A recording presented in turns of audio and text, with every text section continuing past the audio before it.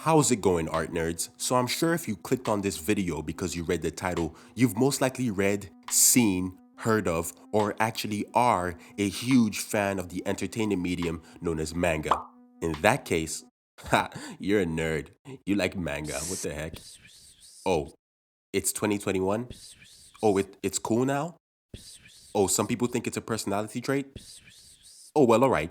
In that case, if you're like me, a cool, huge, mega manga fan, while turning the pages of these works of art that these authors pour their hearts into, at least most do anyway, you thought to yourself, wow, I want to do this too.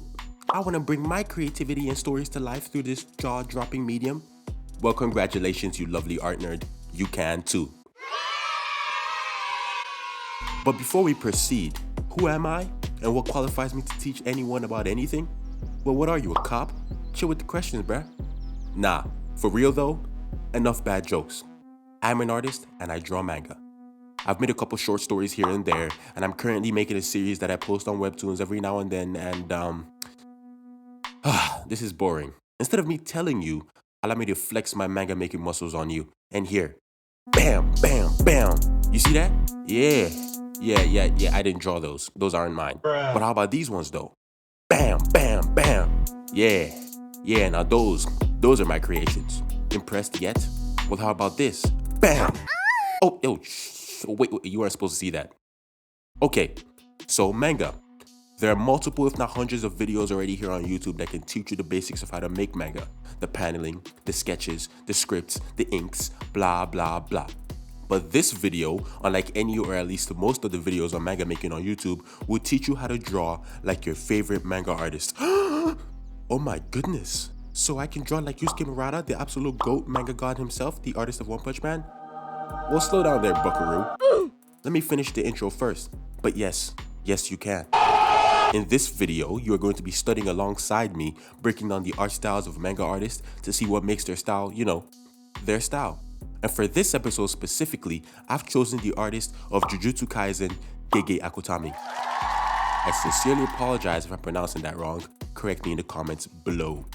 But before we finally get to the actual tutorial, and I know, this is one long intro, but basically I want to say no matter how much you try to copy an art style or put anything I do in this video to use, it won't look right unless you yourself have a strong or good enough grasp of the drawing fundamentals. I mean, we all know that saying that's been repeated so many times it's basically been beaten to death within an inch of its life and stepped on so much you would think it was there during the Mufasa stampede. Jesus Christ. You gotta know the rules before you break it, buddy. So I recommend you don't skip over all the necessary steps of learning to draw just because you want to draw like someone else. It won't look right. There are no shortcuts, people. Oh, sorry, my bad. Both people and non-people. I don't want to assume anyone's species or nothing. Also, I do not condone copying someone's art and using it as your own. This is just for fun and for learning purposes. Okay, so Gege Akutami. When observing his art style, let's break it into categories: his anatomy, his inking style, and his toning style. First off, when studying Gege's anatomy or his style in general, one thing that jumps out to me is Mr. Akutami loves his boxes and sharp edges. What do I mean? Gege's art is almost always allergic to curved or non-pointed edges. The only thing he draws that's curved to me is eyes or buttons or basically anything you can't get away with making not round. You can basically break down his drawings to a bunch of boxes and right angles is what I'm saying, which you should know how to do if you understand a lot of the drawing fundamentals, which I hope you do. If you want to see what I mean, watch me draw a face and a full body in Gege style while breaking down my thought process as I do it. I'm going to be using my own main character, Karo, from my manga Iron Might, as a model here as I attempt to draw him in Gege Akutami style. Remember, nerds, it's not ever going to be 100%. You're going to see some of my own art style bleed through even as I attempt to imitate Gege's. Okay, so let's go over Gege's anatomy first. And starting off, I'm just laying down the rough sketches. And remember the fundamentals we talked about? Yeah, see what I mean when I say you need them? Even as I lay down these really rough sketches, you can see me start to implement those sharp edges that Gege likes in the jaw. Even the features of the face like the eyes, the nose, the mouth, and the ears all have sharp edges and no curves. The only curved thing is the iris so far, and as you can see, the drawing is starting to resemble the art style of Jujutsu Kaisen. Just so you know, I have reference of the manga in front of me. I'm not just drawing this off the top of my head. It's also how I know that he draws his facial features this way, making it all simplistic and nothing even remotely complicated in design. I assume he does this due to the absolutely crazy schedule they give the mangakas in Japan. But moving on. I've now sketched the face. Let's move on to the full body. Okay, so I'm laying down the sketches using my knowledge of the drawing fundamentals, not really thinking of the sharp edges or the rules of Gege's art style, at least not yet. I start off with a gesture to get a natural stance for Karo here. I don't want him to look too stiff, and after I've got the gestures down, I'll skip to when I have the body sketched and I'm ready to start applying those features that make Gege's art style so unique. So I'm sketching the body now, and basically it's the same thing as when I was doing the face. I'm paying attention to having as many sharp edges as possible and as little round ones as possible. And boom, the anatomy sketch is laid out, as it will come in handy when showing you how Gege inks. Okay, now that we've touched on how to do the anatomy, let's talk about how he inks. So I am now going to ink these drawings the way Gege does while giving you my thought process as I go. Alright, so I've heard a couple nerds and foreheads saying that the art in Jujutsu Kaisen looks rushed. And I'm not saying that it isn't, I'm just saying, how do you know for sure? Like imagine if it's just how he likes to do it, but we call it rushed. Isn't that a little rude, or am I just tweaking? Anyways, for Gege's inking style, basically follow the rule of your clean line art, bruh. Yeah, Gege Akutami is similar to artist of Chainsaw Man Tatsuki Fujimoto. Do not give a flying fried chicken about the made-up rule of manga that, it needs to have clean line art. Know the rules before you break it though. Just because I say it doesn't matter, doesn't mean you should not learn how to do it.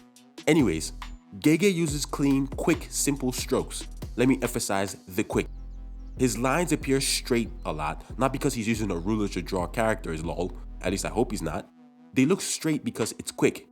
Okay, so on the topic of inking, Gege Akutami does not use cross-hatching at all for shading. He simply uses a lot of parallel hatching and straight blacks. And you see I've implemented these rules in the final inks right here. Okay, so we've now covered Gege's anatomy and his inking, so now let's move on to his toning style. I am now going to tone these inked drawings while explaining my thought process. So when it comes down to Gege's toning, he uses very little. I don't want to go in depth on how to tone and when to tone, at least not in this video, but Gege Akutami basically only tones clothing and things in the foreground or things that are really close in the panel sometimes. With that, here are the final tones and here's the final work. And this is the final result of my main character in the Jujutsu Kaisen manga art style. Now is it exactly like Gege's style? Hell no. But is it similar? Yes. Is it really close to similar? Maybe. I'll let you decide in the comments. But it goes without saying that the more you practice and draw in his style, the closer and closer you get it to look almost exactly like his. Never 100% though. And there you have it, a breakdown of one of my favorite manga artists of all time, Gege Akutami. A few things before I end this video though.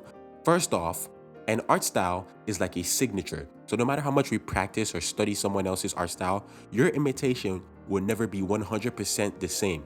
You might come close, like maybe 99%, but never 100. And lastly, when looking at artists like Gege, some of you might think he's not that skilled, say compared to, someone like Yusuke Murata, the artist of One Punch Man, but I guarantee you, no matter how rough Gege's art might look at times, or maybe sometimes his anatomy might look a little stylized, a trained eye can tell this guy definitely knows what he's doing. That saying, know the rules before you break it. I guarantee Gege knows the rules, he just doesn't give a single slice of bread about them. And that's completely fine. We all know Oda does the same thing about his anatomy and proportions, but we still love his art. Gege Akutami has more than a strong grasp of the drawing fundamentals, and as a matter of fact, he is an exceptional artist and is a mangaka that I can only dream to become like. Thank you for watching this video. I truly appreciate the 1 or 2 people that made it to the end. Let me know what other artists you want me to do next. That's if you want an episode 2, of course. Also, let me know if you want me to do a part 2 of this Gege Akutami study where I focus more on the hands, as he draws hands in a really unique way. Make sure to let me know if you enjoyed this video by hitting the like button and subscribing as well. Don't forget to leave a comment because I promise I read and respond to any and all comments. Till next time, folks. Deuces.